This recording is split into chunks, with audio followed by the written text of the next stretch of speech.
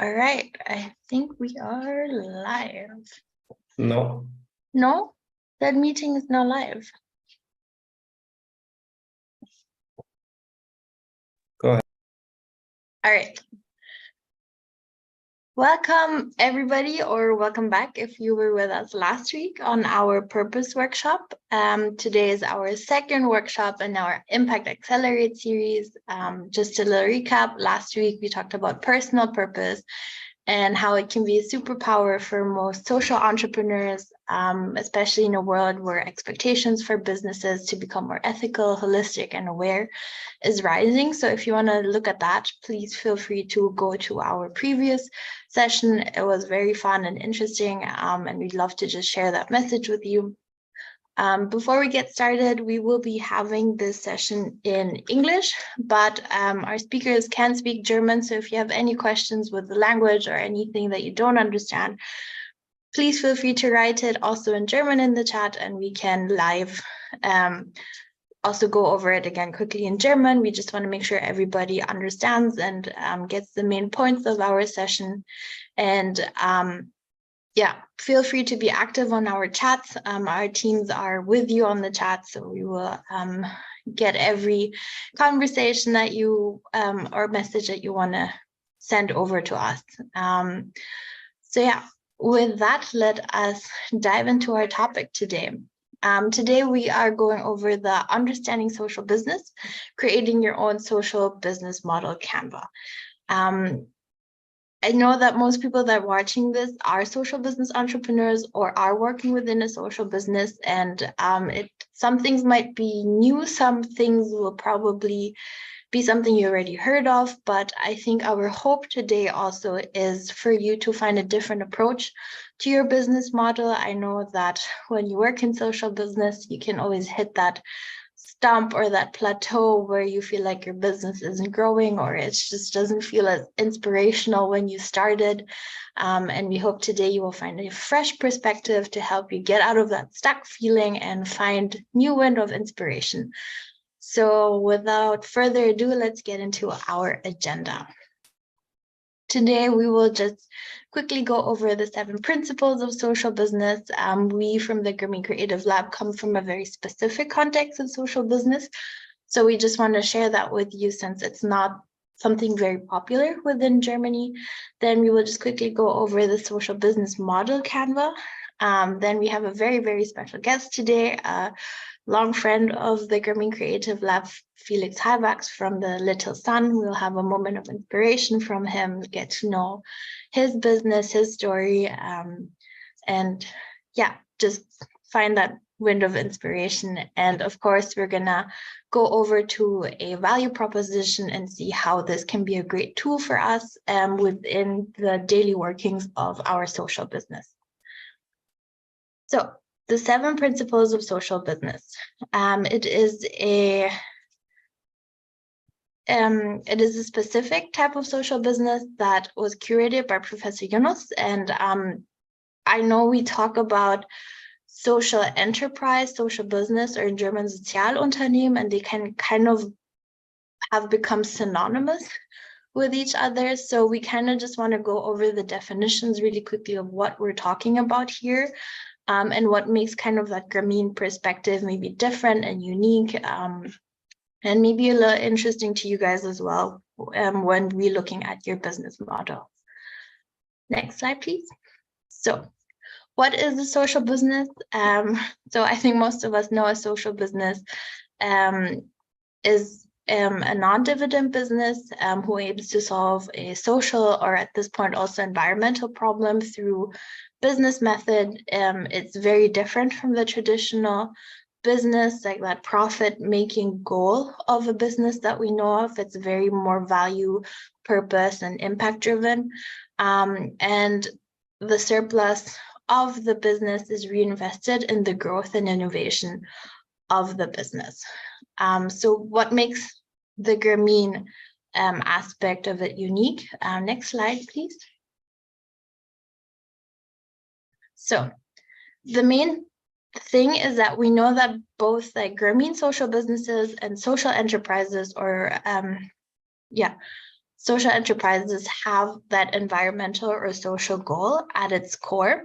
But what makes it very different is that social enterprises come in a variety of forms. So we have like non-economic initiatives, we have charity, we have business initiatives with or without that personal profit. So it comes in a lot of variety of forms. And I know that most of you are listening, you guys also come as social business that are listening, you come in very different formats.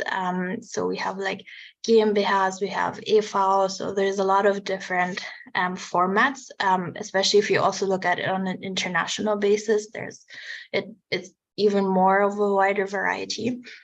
The Grameen social business differs in that it is one very specific form, and that's what really makes it unique, is this no dividends policies. That means that the investments made by stakeholders, they're not grown within the business. The thing is that you get the exact same amount out. So if I would invest in a Grameen social business, let's say like 100 euros, I would get the same 100 euros back. I would not make a profit out of it. So that's kind of the main difference in that aspect. And so in short, every Grameen social business can be defined as a social enterprise, but not every social enterprise is then a Grameen social business. So that's kind of like how those two words interact with each other. But within the Grameen social business, we do differentiate between two types. We have a type 1 social business. It's a business dealing with social objectives only, and the type 2 is a business typically oriented towards social impact and profit. So what that means is that a type 1 social business tries to contribute to solution of a social issue while balancing its account. It doesn't distribute the profits. So a very great example of it is Grameen Bank. Any profits that is made stays within Grameen Bank because the stakeholders and the board is it goes to the women. So the women who take out a loan out of the Grameen Bank, they automatically become shareholders of Grameen Bank. So the profit and the dividends stay within the women who are part of the Grameen Bank, who are within that ecosystem. And the type 2 social business is typically oriented more towards that profit. It goes into solving a specific social problem, and they receive that direct dividend or indirect benefits. So the dividends then goes back within the company, either to scale it up or produce a new product or produce a new service. So those are the two different types that we have. And most Grameen social businesses try to function within these 7 principles, as we said, created by Professor Yunus. You'll probably see a lot of similarities with how we understand social enterprises, and also some things that are maybe more highlighted or there's more emphasis put in it. So I think the first one kind of applies to all. The business objective is to solve a social environmental issue, whether this is poverty, education, access to clean water, access to any kind of resources. I think most social businesses work within that framework, or else it wouldn't really be a social business. The second one also is very known within all. It's that financial and economic sustainability has to be within the business. So it's not an NGO or a nonprofit. So it's very much has that business-like model when it comes to the finances. Here, it's where it probably differs the most. As we said, the no dividends, investors get back their investment amount only. No dividend is given back beyond the investment money. And then on top of that, also the fourth one will also be maybe a little different. When the investment amount is paid back, company profit stays within the company for expansion and improvement. The fifth one is gender sensitivity and environmentally conscious. So even though social businesses do focus on social issues, we do try to bring in as much of like the the sustainability development goals within it, to really try to bring in more environmental thinking, holistic thinking, and also thinking about the social and cultural issues that come with the social business or the context where they work in, making sure that wages are the same between men and women, or understanding how you can empower people who are in the minority or on the outskirts of society within the ecosystem that the social business is working in. So that's something that's always trying to be built within the business model. And then, of course, workforce gets market wages with better working conditions. I think Professor Yunus is someone who's very big on that social dignity. So it's really trying to make sure that employees work with dignity, feel that they have a job, not just that it helps people, but it also helps themselves, it empowers themselves as they work. And lastly, I think one thing that we always say at the Grameen community is do it with joy, because working in social business can be tiresome, it can be rough, and to keep the joy within and bring it out will always help get through those tough times. So those are kind of what makes the Grameen social business, the Grameen social business concept. And with that, we kind of want to move into the social business Canva.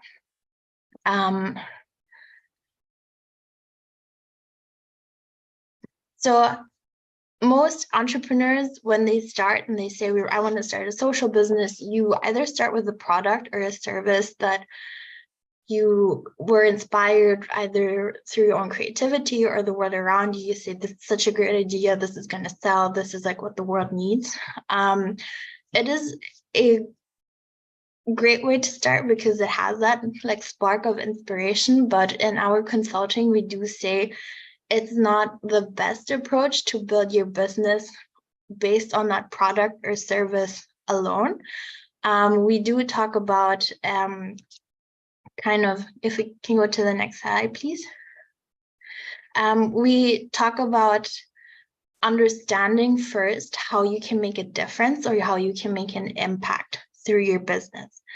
So it's more looking at the underlying thing, the greater concept, understanding where your business or your product's going to be embedded in and how that will interact with that ecosystem. So we do put a lot of emphasis on the vision, the mission, social value proposition, and of course, the social impact when we talk about starting your own social business, before really fleshing out that product or service that you want to sell as a social business. So what that means is if we look at our social business Canva, this is the one we use for our consulting at Grameen Creative Lab. There are a lot of different ones out there.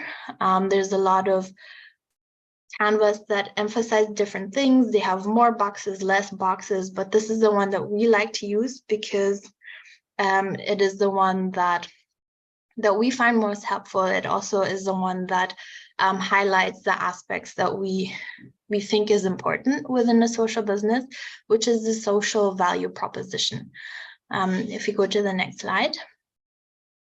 So we like to start with our social businesses with their social value proposition and kind of understand more what is the problem you are solving, so or what is the difference you are making, and how will that make a difference, and then out of that you kind of build that product or service that address then these factors that you identify that would make a difference.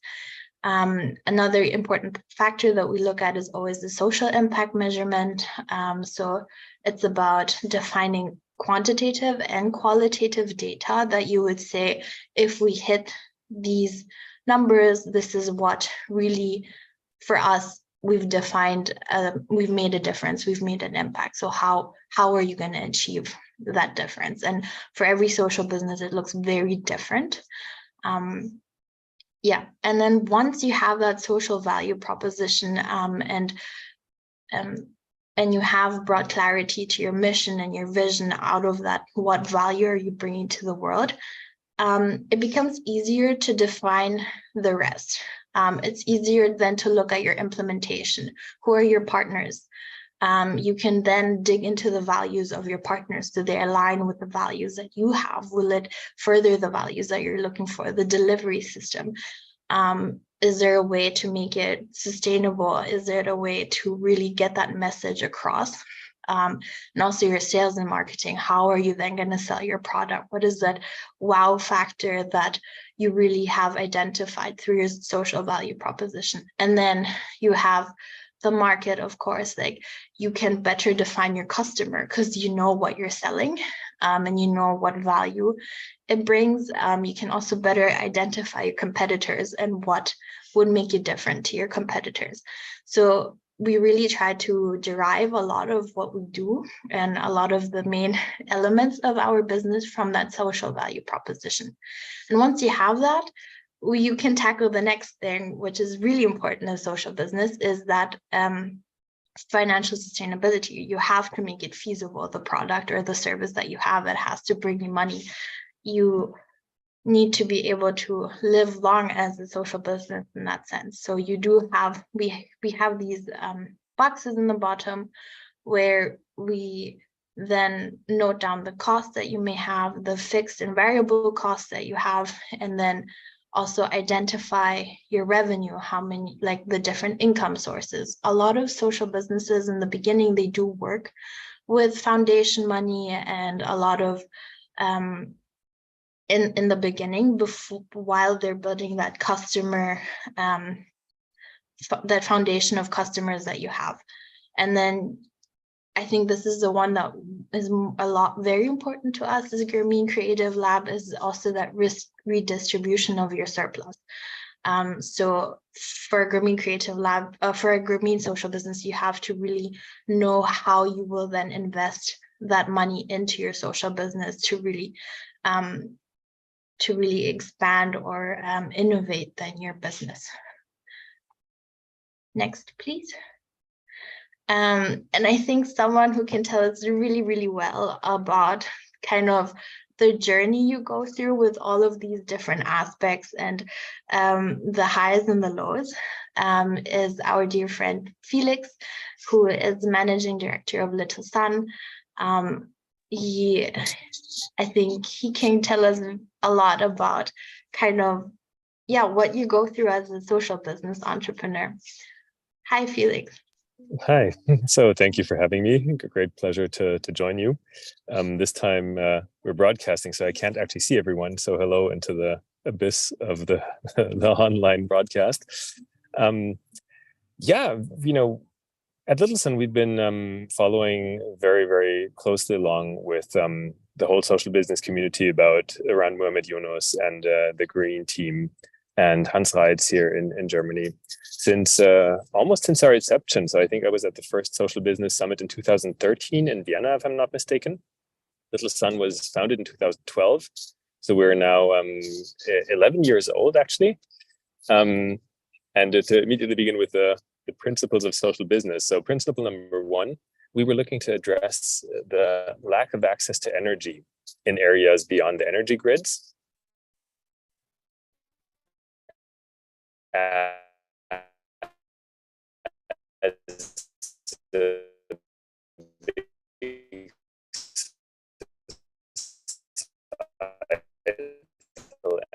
environmental issue, SDG number something that is a business, but we want to do some business.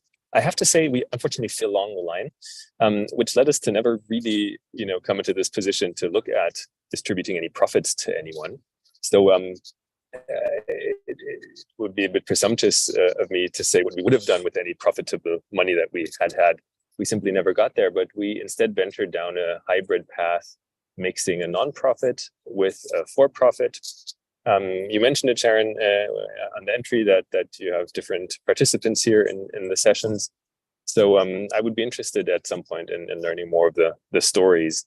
And our story is that we started as a social business with the idea of delivering small pico solar products to regions in sub-Saharan Africa beyond the energy grid at an affordable price and at scale.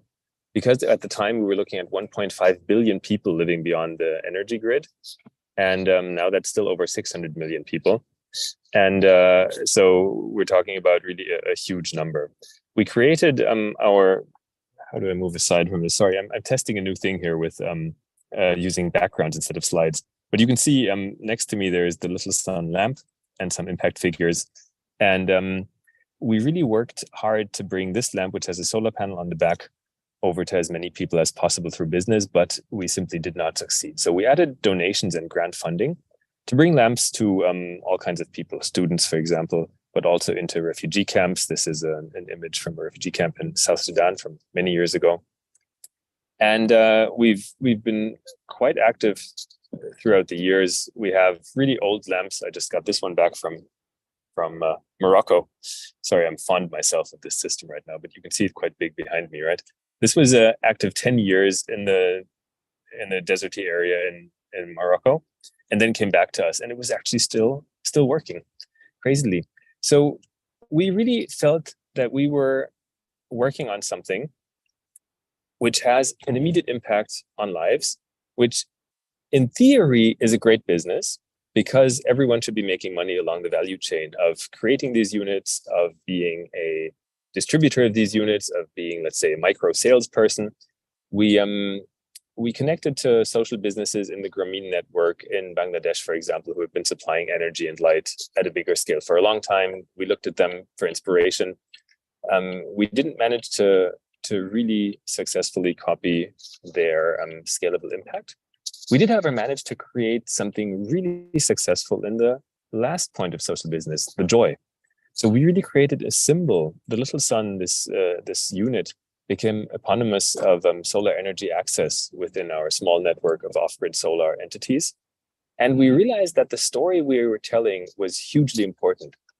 And so what attracted me to Mohamed Yunus and to the social business principles was really this combination of having an idea of impact, of aiming to use business scaling to really address a larger issue, and of doing it with joy and in a very, very inclusive way.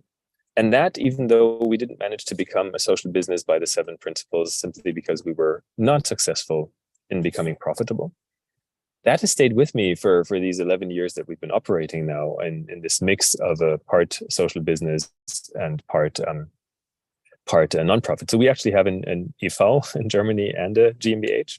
One part produces lamps, and the other part collects donations to deliver lamps to students, but also to deliver energy impact programs. Here's me with my team in Senegal a little while ago. I'm just trying to get away from it so you can see better, where we were looking with a partner at powering a milling service in a rural community, solar powered, of course. And what you see here is the tablet-based app where people can then input what they've milled. And on the other side, the scale. This is actually just mechanical. The mill is behind me right now. And so we ventured further into this way of providing renewable energy rather than a product, of providing a service for smallholder farmers in rural communities rather than, again, the lamp product. And I was hoping by this point in time, I could tell you a little bit about our work in Zambia, where we're just in the process of opening our first community energy hub. But unfortunately, we haven't entirely made it. So the electrician is on site this week. And hopefully next week, we'll have the first team workshops on site. And then in 2 to 3 weeks' time, I'm hoping we will begin offering cooling services to rural farmers, smallholder farmers who have 1 or 2 or 3 cows, and who could bring in their milk and pool it in our cooled tank and then sell it to a vendor. So we're still in nonprofit work, but venturing towards supplying an opportunity to use solar energy to generate an income in a rural area in sub-Saharan Africa.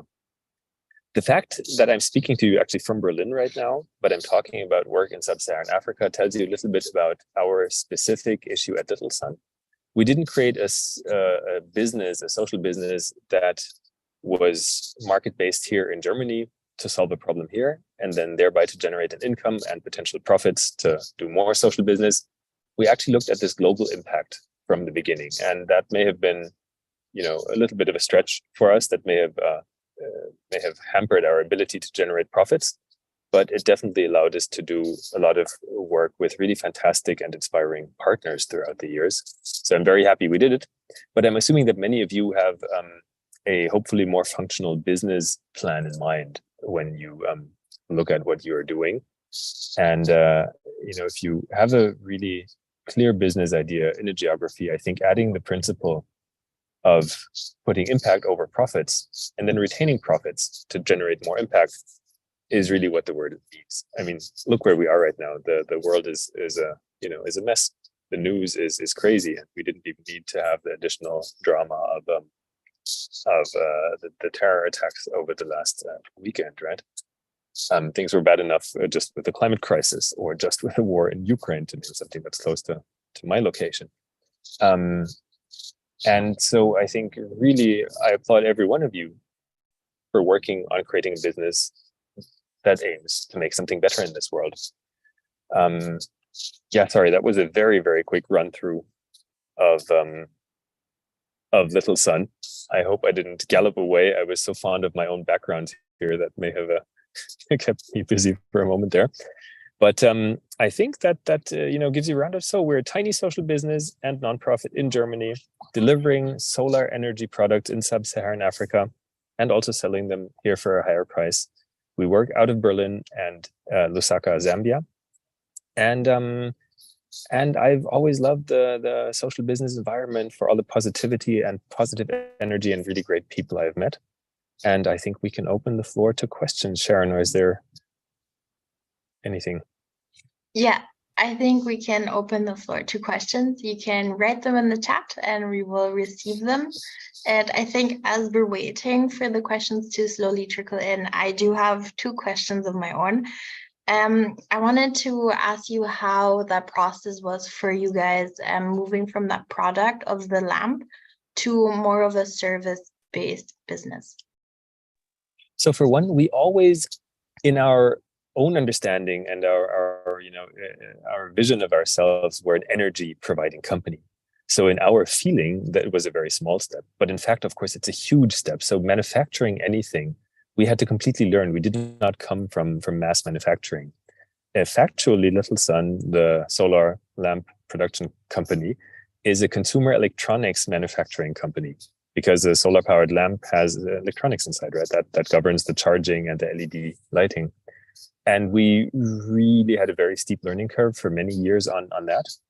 And we still have a steep learning curve on the collaborations and on delivering energy for impact. And now we're just beginning our learning on the delivery of solar energy for productive use. So it's a big step for sure, but we really feel it's the step that will generate more impact in the future. And that also can lead to an actual sustainable social business for us at some point.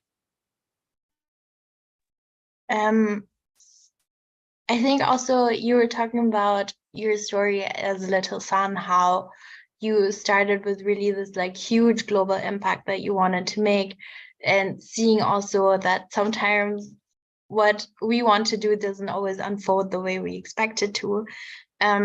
How do you, as an entrepreneur, I think looking back, what tips would you give to maybe someone who just started or like is within 1 year of their social business, of saying, this is crucial for us in the early stages as Little Sun?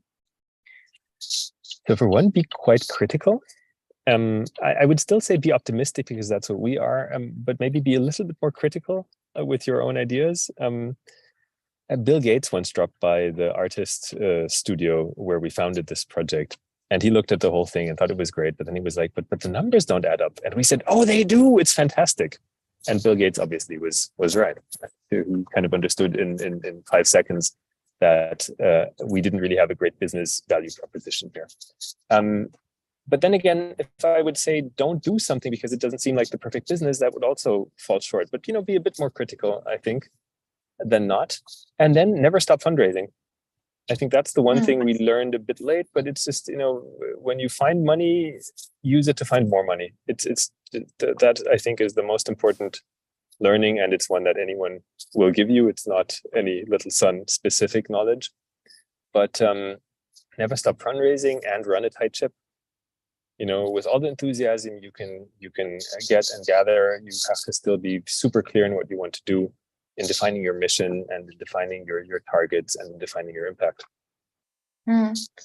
Have you since then worked on your value proposition as Little Sun, or has that still been like a work in progress? since? It's been a work in progress. We I think, essentially started with this idea of delivering energy. Then we said we'd produce a range of products.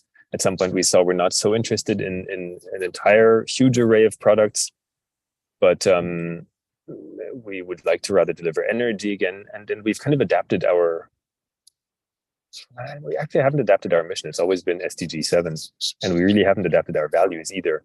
So we've just changed the targets, we've changed geographies, we've understood more of what we did and did wrong and what we do. But I think the general idea has funnily remained the same. And the lamps are a tool that we used along the way that we generated and created. And now we're working with some other tools as well. I think, seeing the things we develop as a toolkit is maybe the other learning. Yeah. I think maybe with the value not changing might say more about the world than about Little Sun with needs. That was actually, so sadly, we became much more mainstream. When we began, the climate crisis felt further away. When we began, a lot of the world's challenges were not so clearly perceived here in Germany, at least. And on the other hand, the world has changed to the better because social business has become much more mainstream and more people are talking about impact in business. So we came from the fringes, which was bad because people didn't understand the problems, but we moved to the center, which is actually quite good because much more people are interested in our conversation today than they were 10 years ago. Yeah, that's super true. We have some questions now from the viewers. I think this is a very interesting one. So with the energy transition being like a huge topic, as we were saying, things are becoming more mainstream. Has Little Sun thought more about its role in kind of that bigger plan of energy transition being a solar product or service now at this point as well? We have, for sure, and in two ways. So one part of Little Sun's work has always been to raise awareness about renewable energy. The Little Sun that we sell in Sub-Saharan Africa or deliver to students in Sub-Saharan Africa is the same Little Sun we sell at a bookshop and a kids store here in Berlin. And here, obviously, people don't necessarily need a solar lamp because they have no access to energy, but they can still use a solar lamp to feel connected to the sun and to understand solar energy and renewable energy. And this idea of generating a symbol is one that we believe remains very necessary along the time now. We have people who are really risking their lives by gluing themselves to the streets here in Germany to stop traffic, to alert to climate issues. And we're doing the kind of feel-goody, easy version of supplying a solar lamp, which I can do from the safety of my office. But I still think we're taking at least a small stance and a small part of that. And then, of course, the energy transition, when we look at Sub-Saharan Africa, it's not as much a transition as it is here. It is the step from no energy to opportunity. But it's a step that could be made with diesel generators if you don't supply solar. So even there, you could argue there's a transitional factor. But obviously, the transition is one that you and I need to make who are on Zoom here. And all of us, totally. And who are flying to Berlin and doing all these things. It's not one that a rural smallholder farmer in Sub-Saharan Africa has to do. Yeah, no, that totally makes sense as well. I have another question.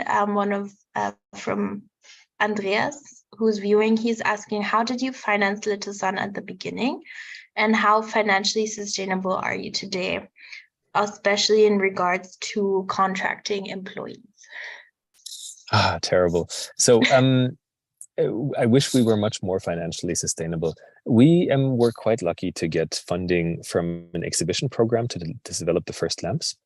And then we were lucky enough to receive an impact investment in form of a loan from a large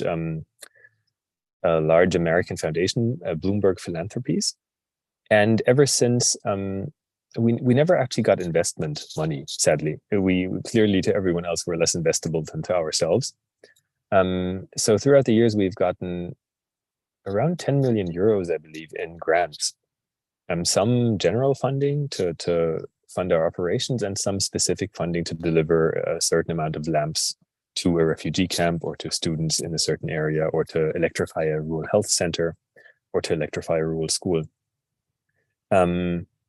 We are still grappling with the first impact investment that came as a loan, because we have never been able to repay that loan. So when it comes to loan funding, be careful. Be very sure that you can repay it, or create terms that are that will allow you to not repay it at some point. And I think I saw great interest in funding social business, but it does require certain, in some cases, ROI. If it's a social business that's not according to the Grameen principle. So if you see there's a great example of people I really love. Oops, sorry. Are you still there? I was trying to. Yes, there. People I really love, Africa Green Tech, Thorsten, who's also always around, right? And so they actually offer investments with a return of some sorts, which I think is still in keeping with social business as I see it, but it's not actually technically in keeping with the 7 principles entirely. But it's, of course, not a return that's comparable to what you would get at Goldman Sachs. We have seen that there are incredible amounts of foundations out there and of wealthy individuals who are interested in giving money, but it's still very difficult to get them to part with the money. We were very lucky. One of our founders is a very famous artist. Our story is very compelling. We create great imagery, and we really had our own little niche between the energy producers and the, I'm not going to say climate activists, but those campaigning for solar energy, you could say. And that brought us a lot of attention, and that allowed us to generate quite a bit of funding, actually more funding than our size would usually suggest. But I'm really excited about the new energy hub project in Zambia now, because that would, in itself at least, be something that would be financially much more viable and sustainable, offering for $1 that someone would give us as a loan or grant, and I would take a loan again, would generate a very direct impact for the local community in terms of dollars earned by local smallholder farmers through our services. And so I think if you have the right story, I think access to capital in this crazy world can be really easy and can be completely impossible. And I haven't cracked the nut. I wish I could tell you exactly how it is. But there are more billionaires out there than there have ever been. Storytelling is, of course, an important part of it. The guys and girls at Africa Green Tech are really good at crowdfunding, for example. Thorsten comes from a background that is in crowdfunding and social crowdfunding as well, which I think is hugely interesting. There are all kinds of things right now going on in this digital payment environment and in the whole kind of blockchain and NFT area where it's very much about crediting impact. So carbon credits are one thing, obviously, that you can monetize impact with. But the gold standard, then that may or may not be the right thing. There are also less, or there's more of a voluntary carbon market that you can look at. And I think you could probably coin all kinds of impact as something that could be tradable if you do it in the right way. Yeah. So I think there are quite a few opportunities right now, grants, loans, investments, and also these more novel approaches of really, going to companies in their ESG issues and seeing if you can monetize your impact in some other way. If you can really track it very, very well digitally and give a compelling story, I think that could be an avenue for quite a few interesting projects. Yeah, I really love the aspect of storytelling that you are talking about. I think that's something you also see through and through with successful social businesses. It's very much also about how you get the message across.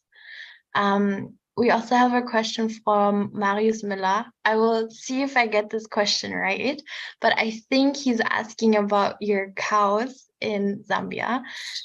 So he's, and farmers. So he is about to start his own social business called Cool City Online. It's not active yet.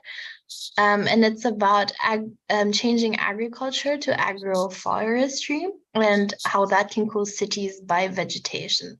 So he wanted to know if the pets, I'm guessing the cows as well, are in the shade, like how that might look like. So the interesting thing, I mean, cows are, that's, milk, that's the whole contested thing right now. Some people said when we started that, don't go in that direction because, cows emit gases, and then they're highly inefficient when it comes to the use of land and food also. The interesting thing is that it turned out Zambia is importing milk and milk powder as a country, but it still has, I forgot the number, I have to admit, but it was something around 20 million cows that are not kept by large farmers on large farms, but it's like 3 cows that a random smallholder farmer may have, more for his own consumption than anything else. And if you could collect the milk from these cows, the country could stop importing milk, save a lot of hard currency, save on the whole transporting of said milk, environmental benefit, and generate an income for smallholder farmers in the rural community. You just have to kind of connect these individual farmers to the off-taker, which would be the local dairy companies.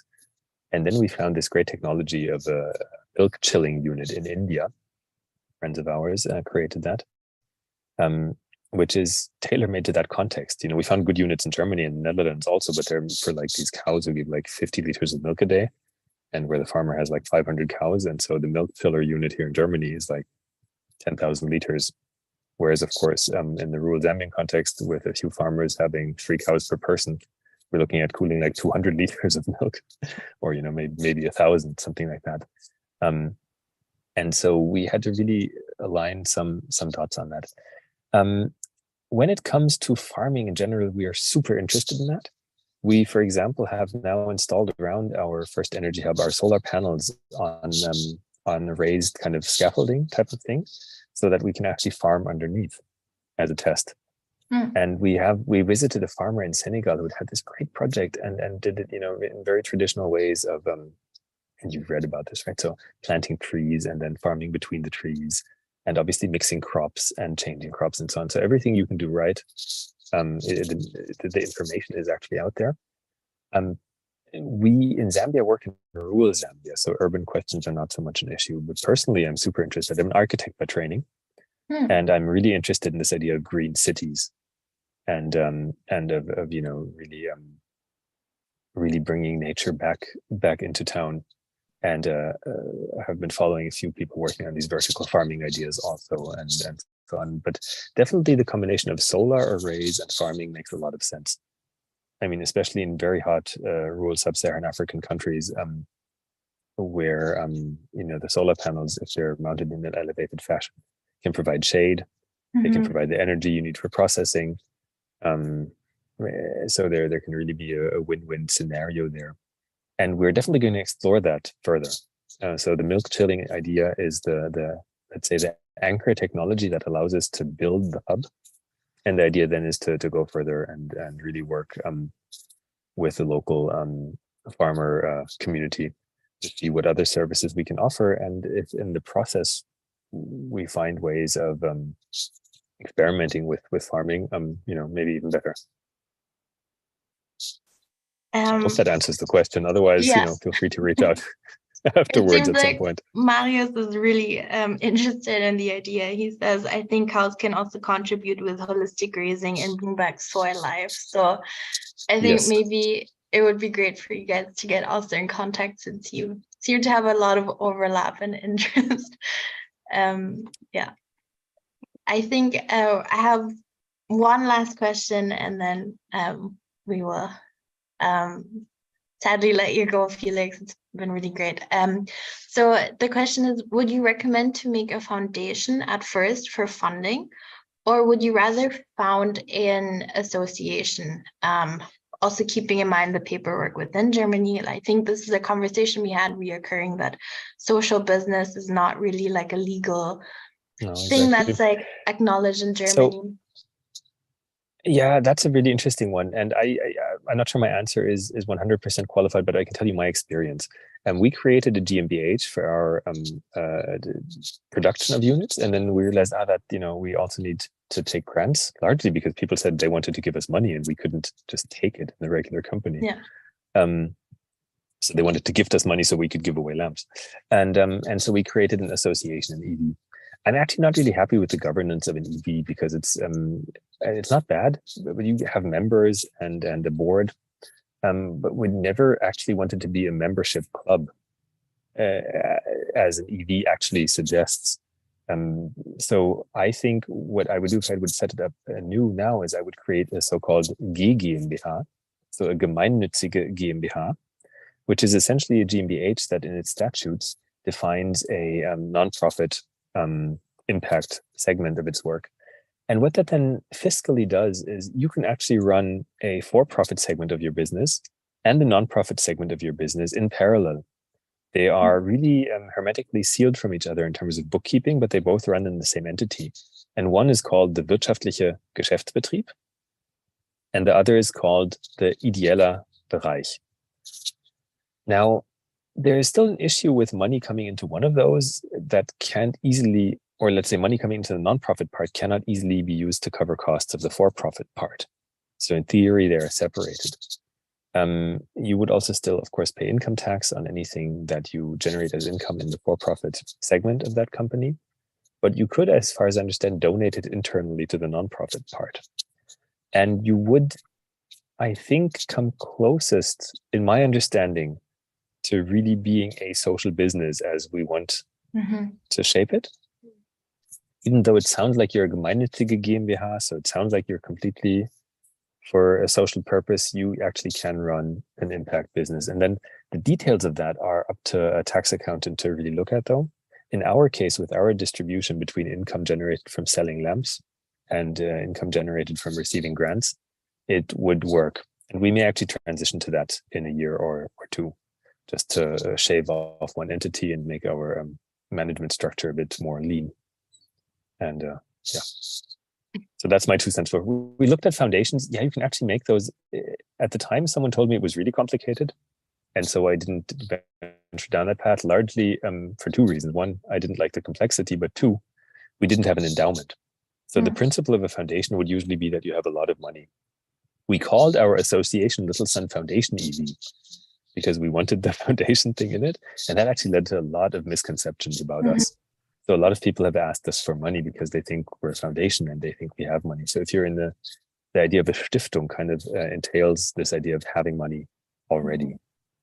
So if you don't have any money and you want to do something and you want to be in a position to maneuver and operate as a business, I would go for the GmbH at this point in time.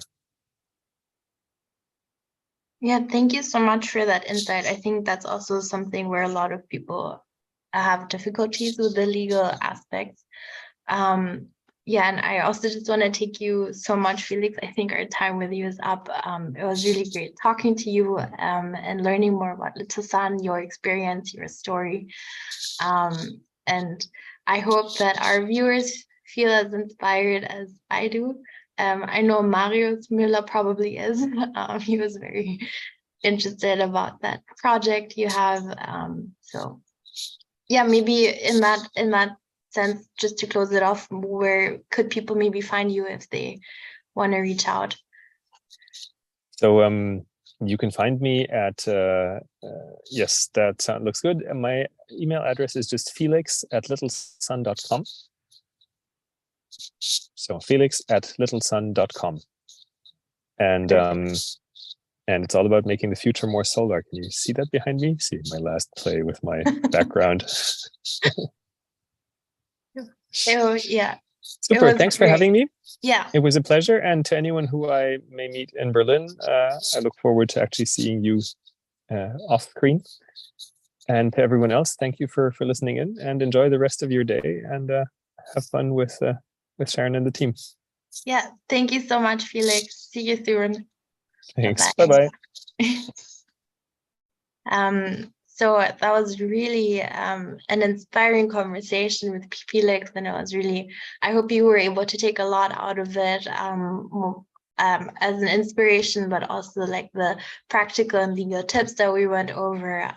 Really hope that that gave you the kind of more of that, yeah, as what he represents, that little sun within you as well. I know for me, it's always such a joy to talk to Felix. So yeah, let us continue then with our workshop, he was talking about a lot of like the storytelling aspect as well with as a social business. And I think this is also where your social value proposition can really make a difference in how you do that storytelling. As Felix said, that kind of like make it or break it aspect as well in gaining customers, gaining a sort of following, and getting your message out there. Next slide, please. So you might be asking yourself, what is this value proposition? So it's mainly a sentence or also kind of a concept that specify what makes the product or your service attractive to people. Why would they even want to buy it? Why is it something that should be invested money into? It is a very powerful tool to drive sales and build a customer base. As we can see later on, it's very easy to mold it in also to your like marketing strategy, and a lot of different aspects of your social business. And most importantly, I think, if you're very clear on what you're selling, you're very clear on the value of your product or service, it establishes a certain credibility and connectivity with the people, which is also a very important aspect when you're trying to sell something. Most people also buy based on how they feel. We know that consumers today aren't just looking for stuff to consume, but are looking for something more, something where they can bring impact with the money that they have, that they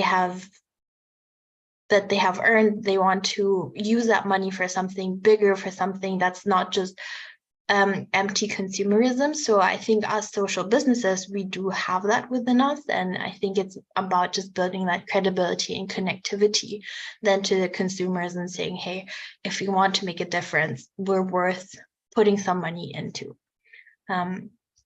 Next slide, please.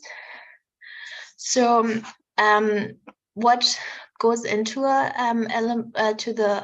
value proposition? So there are 4 main elements that we can look at. First of all, and most importantly, of course, is your offering. So the product or services, what problem does it solve? What value does it add into the world or into the life of the people that you're trying to reach?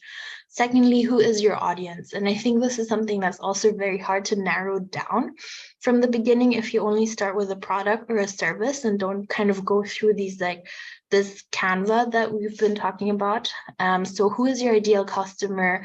Who's your target audience? And who will benefit most from your offering? So I think we learned from Felix, for example, the way they thought of Little Sun wasn't really based in Germany, but it was more of like already something that was global, something that was targeted at something different.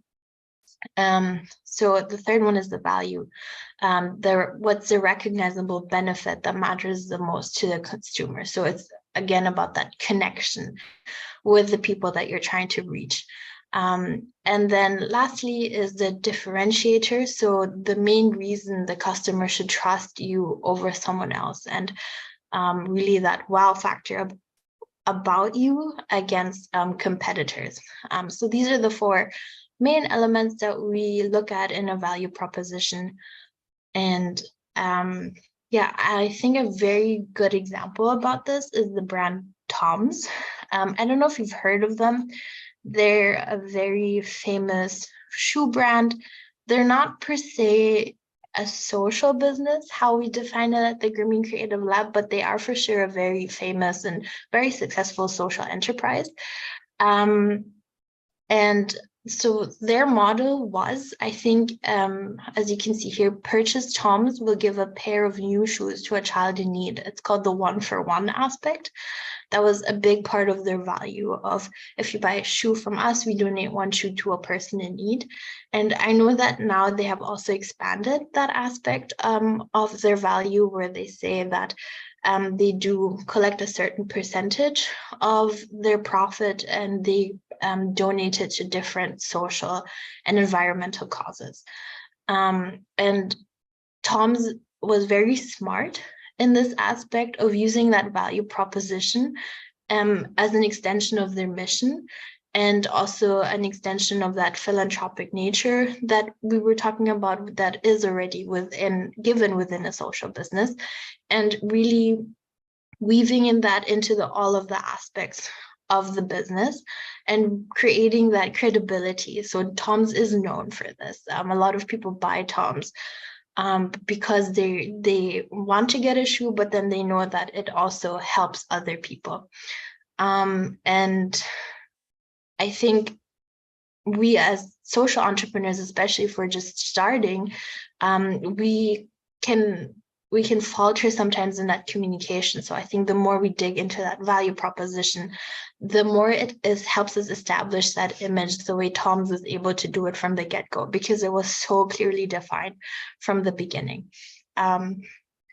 Next slide, please. So this is the the board that, or the workbook that we like to use for when we talk about value proposition, and really looking into it. As you can see, there are 3 boxes at the bottom, and it's more about the boxes at the bottom is more about really defining the elements before going into the value proposition itself. So it's really, first is the user, defining who your target audience is and really being very concise about it, who that demographic is. The second is, again, the offering that we were talking about. So like, what are the different things that you offer? And then your credibility. So what is it that you want to be known for, and what would make it successful, but also like what would make it difficult, or what would be the thing that might not get you to that credibility or to that standard that you actually want to be. And once you've kind of defined these 3 main points, it's then easier to sort it out into the rest of the board. So the first one is the job to be done. So what is it that your customers are trying to achieve? What are they trying to get done?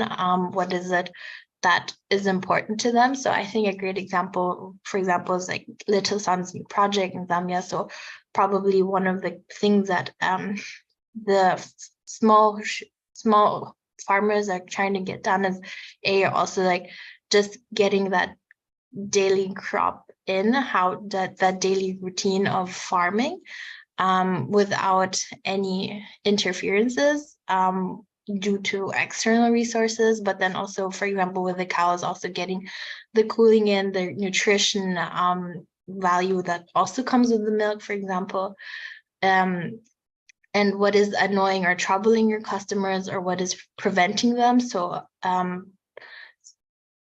probably the main part of this is, again, that there's no electricity, there's no they don't have like the needed infrastructure and resources to be able to smoothly go about their day-to-day job.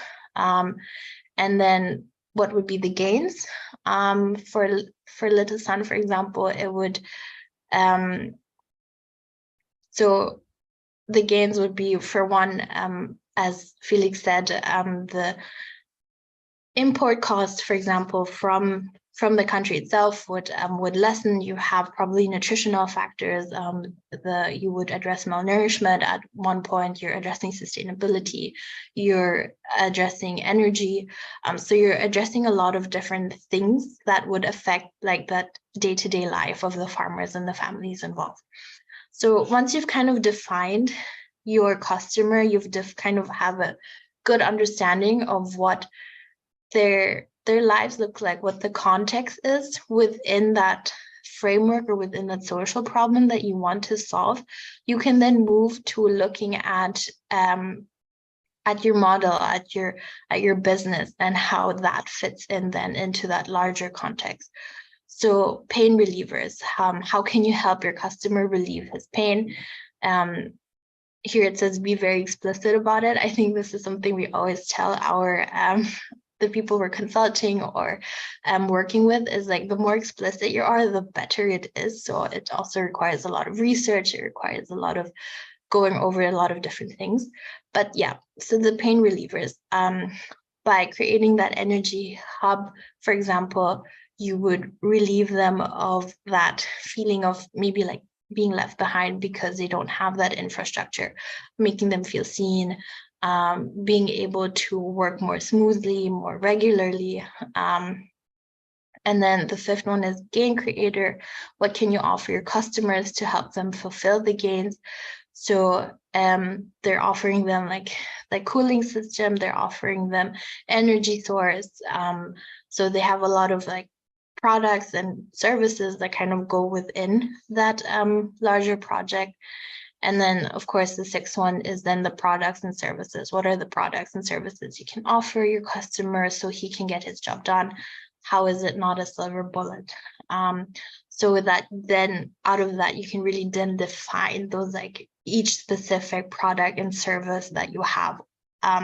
Instead of starting with that product and trying to make it fit into the social context or into the daily context of your consumer, you really start first with the consumer understanding it. And then out of that, you really derive that very specific product or service that you then want to sell, and you want to also profit from.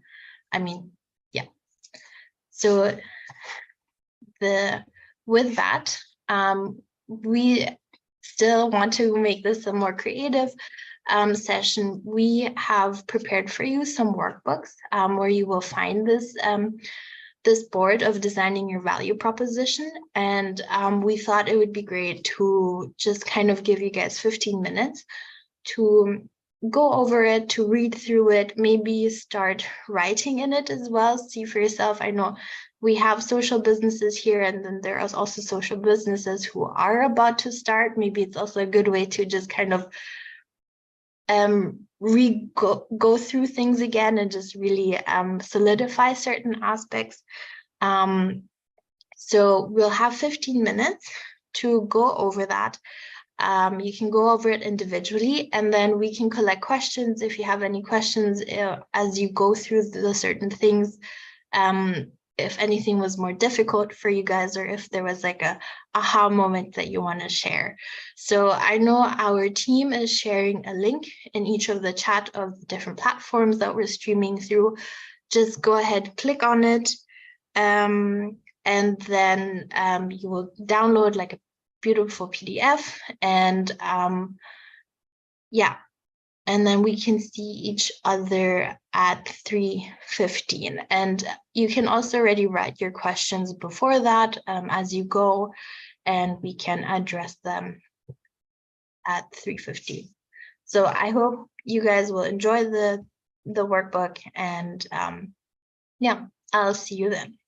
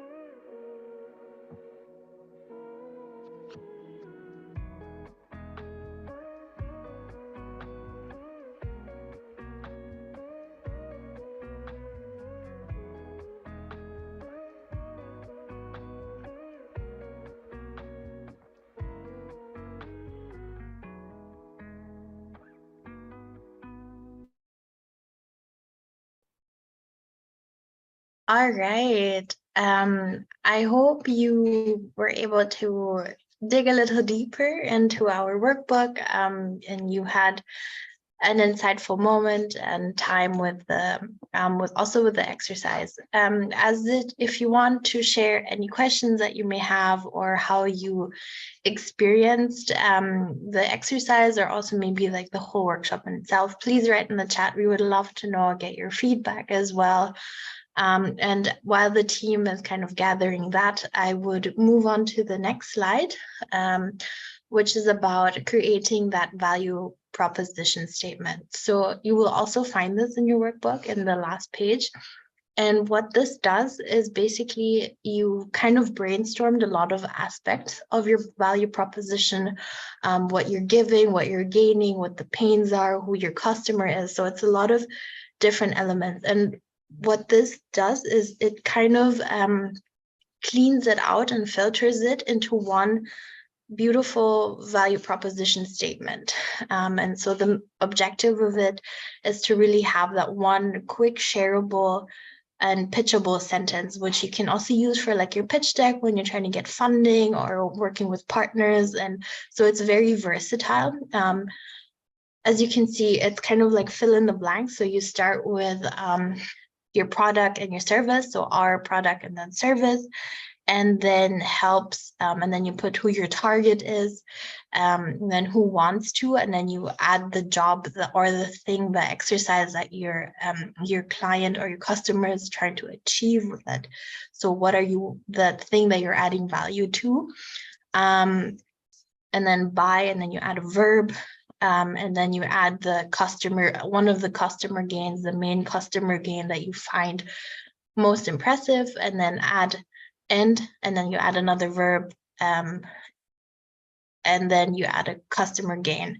And then if you want, you can add the unlike and kind of really set yourself apart with maybe with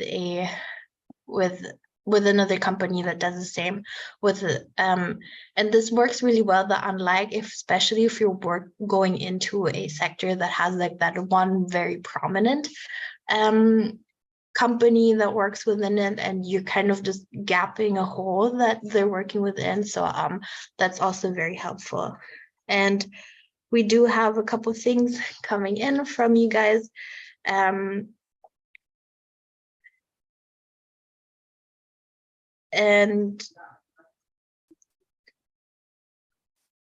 yeah, so a very positive feedback, feeling that the workshop was very interactive. So thank you so much for that. And the question is, could you go more in depth with the question 6? How is it not a silver bullet? So maybe if we can go back to the previous slide. Thank you very much. So what it means, so the number 6, so the product and your service, so it is the very last step of kind of this journey, and you first really start with understanding the context, and then once you have the context of your customer, and you kind of have the context also of like the sector or the business that you want to go into, you will have a better idea of what product or service fits very well, and what would be that product or service that would really offer more. So wait, let me gather my thoughts really quickly. So the main thing about this is that you can start with a product and idea, and that is good, but then it's good to also use it to kind of filter and see maybe what different aspects of the product or service may not fit well with the customer and also the context you're working in. And I think that is kind of also what it means with like not having it as a silver bullet, in a sense of that the product is not really needed, or the product kind of goes against what is really looked for to make it impactful. And and you can really do that by going into these underlying things, by going into like the different pains or the negative things that your customers are going through or the people are going through, and looking at the gains. And if you evaluate that pain and gain aspect of first the customer and then also like what you're adding to, you can also weigh it out if there are more gains than pains. For example, if it's really addressing an issue, or if it's only maybe just barely touching the issue, it doesn't really go into the core of what's happening, and then it becomes like that silver bullet in a sense that it becomes redundant as a product, and or the product or the service doesn't become beneficial for anybody. I hope that kind of made sense. It's really about digging into the different layers. And I think if you're really interested in that question, I would love to invite you for the next session, because we are talking about systems thinking and design thinking, and we're talking about how you can really get into the mindset of your customer and creating that product that fits like into that wider context. And I think we're really going to dig deep into this like the sixth aspect as well. So I just want to extend that invitation to the person who asked the question. I think that would be very beneficial then, if that's the part that you got hung up on. With that, I want to say thank you already. We're going to close off this this workshop. I love starting or ending with a quote, because I think it really brings a lot of thoughts together. And I have one from Albert Einstein, known as one of the smartest men who has lived on this earth. And I really think this quote really sums a lot out. He says, "Strive not to be a success, but rather to be of value." And I think that really sums up what we talked about today.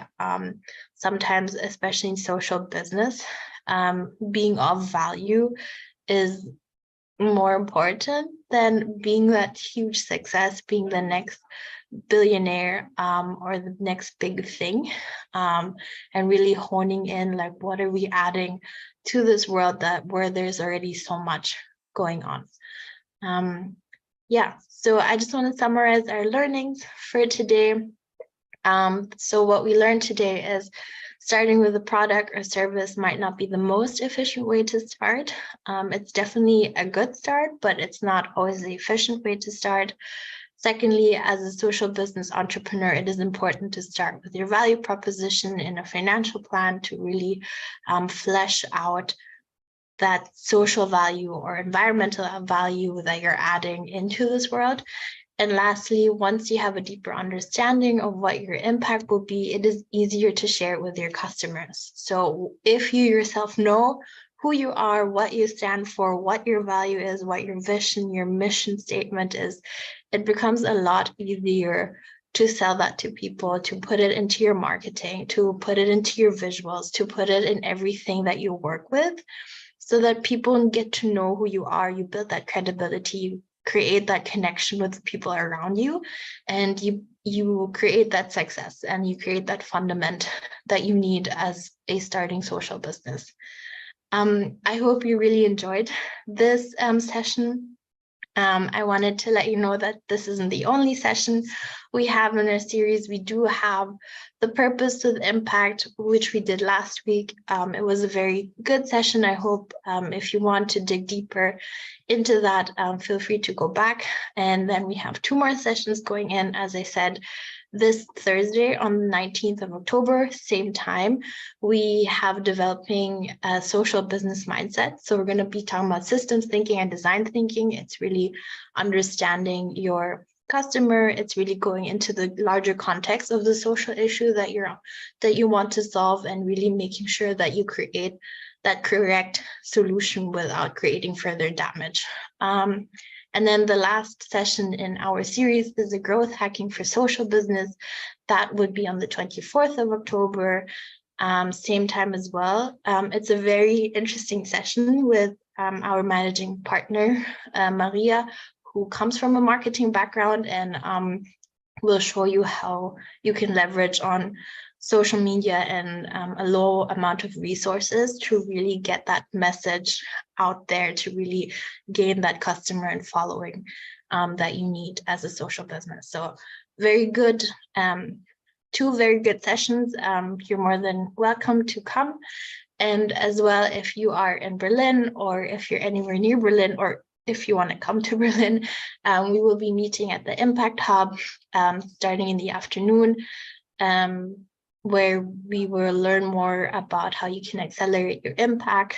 We're going to have workshops about social business, AI, and ESG, so very relevant and modern topics where you can really see the potential of your social business. You also have networking opportunities with local entrepreneurs, as well as a small international community, and of course, more moments of inspiration, more moments of just getting fresh ideas, getting new perspectives.